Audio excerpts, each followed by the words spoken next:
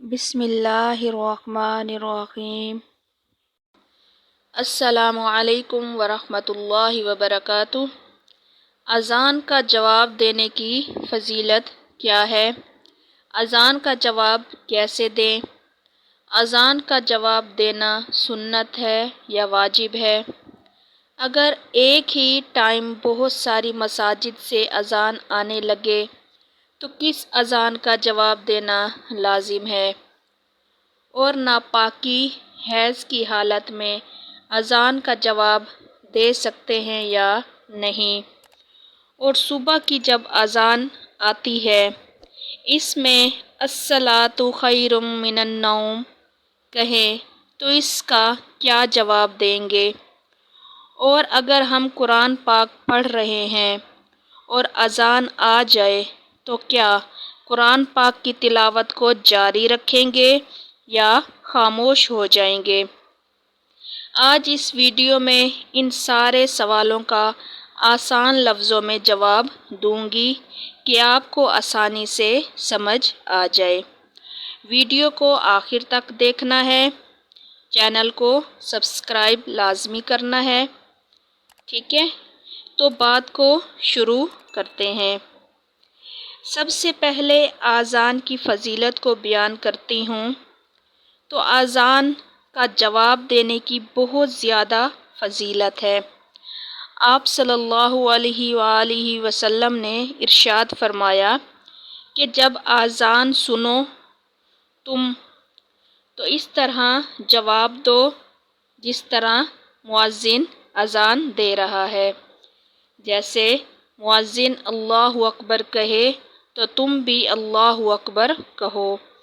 جب تم اذان کو غور سے سنو گے اور جواب دو گے تو تمہارے اعمال نامے میں 1,00,000 نیکیاں لکھی جائیں گی اور 1,000 گناہ تمہارے اعمال نامے سے مٹا دیے جائیں گے اور درجات بلند کر دیے جائیں گے۔ سبحان اللہ! اذان کا جواب دینے سے اتنا زیادہ ثواب اور گناہ بھی مٹا دیے جائیں گے اور درجات بھی بلند ہو جائیں گے۔ اور اب بات آتی ہے کہ اذان کا جواب کیسے دیں گے؟ تو جس طرح مؤذن کہتا جائے گا اسی طرح ہم بھی کہتے جائیں گے۔ مؤذن اللہ اکبر کہے گا تو ہم بھی اسی طرح اللہ اکبر کہیں گے۔ مؤذن اشہد ان لا الہ الا اللہ کہے گا تو ہم بھی اسی طرح کہیں گے۔ لیکن جب مؤذن حی علی الصلاۃ اور حی علی الفلاح کہے گا تو ہم یہ الفاظ نہیں کہیں گے۔ بات سمجھ آئی ہے؟ جب مؤذن حی علی الصلاۃ حی علی الفلاح کہے گا تو ہم یہ الفاظ نہیں کہیں گے بلکہ اور الفاظ کہیں گے۔ جیسے جب مؤذن حی علی الصلاۃ کہے گا تو ہمیں چاہیے کہ ہم لا حول ولا قوۃ الا باللہ کہیں، ٹھیک ہے؟ حی علی الصلاۃ پر بھی اور حی علی الفلاح پر بھی یہی والا کیا ہے جملہ کہیں، لا حول ولا قوۃ الا باللہ، ٹھیک ہے؟ جب صبح کے وقت اذان آتی ہے اور مؤذن اذان میں دیتا ہے تو اس میں الصلاۃ خیر من النوم کہے گا تو اس وقت ہم کیا جواب دیں گے؟ ٹھیک ہے؟ تو اس کا جواب بھی بہت آسان ہے۔ جب مؤذن الصلاۃ خیر من النوم کہے گا تو ہم جواب دیں گے صدقتا و بررتا، ٹھیک ہے؟ صدقتا و بررتا۔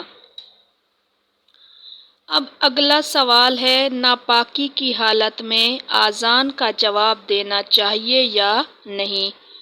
تو جواب یہ ہے کہ نفاس اور حیض والی عورت اذان کا جواب نہیں دے سکتی۔ نفاس اور حیض والی عورت کے لیے جائز نہیں ہے اذان کا جواب دینا، اور جو شخص جمعہ کا خطبہ سن رہے ہوں ان کے لیے بھی اذان کا جواب دینا ضروری نہیں ہے، اور جو نماز جنازہ پڑھ رہے ہوں ان کے لیے بھی جواب دینا ضروری نہیں ہے، اور جو بیت الخلاء میں ہیں وہ بھی جواب نہیں دے سکتے۔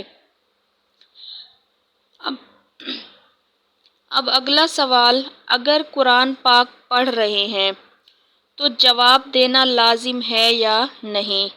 تو جواب اس کا یہ ہے کہ دیکھیں، جب بھی اذان کی آواز کانوں میں آئے آپ نے خاموش ہو جانا ہے، رک جانا ہے تلاوت سے اور اذان کا جواب دینا ہے، ٹھیک ہے؟ اور جب اذان ختم ہو جائے تو آپ دوبارہ سے کیا ہے، تلاوت شروع کر سکتے ہیں۔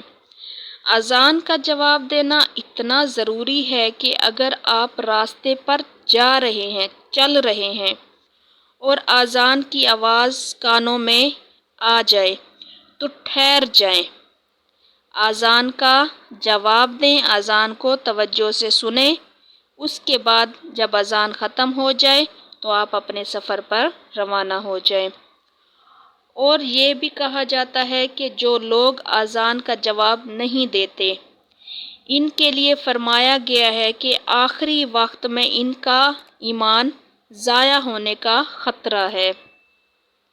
یعنی ایسا شخص ہے کہ اذان آ رہی ہے، اسے معلوم بھی ہے اذان آ رہی ہے، لیکن اس کے باوجود وہ کیا ہے، باتوں میں مشغول ہے، کام میں مشغول ہے، توجہ نہیں دے رہا، سن نہیں رہا، کہہ کے لگا رہا ہے، مطلب اس طرح ہے، وہ جواب نہیں دے رہا۔ تو ایسے شخص کا کیا ہے، آخری وقت میں اعمال ضائع ہونے کا، ایمان ضائع ہونے کا کیا ہے، خطرہ ہے، ٹھیک ہے؟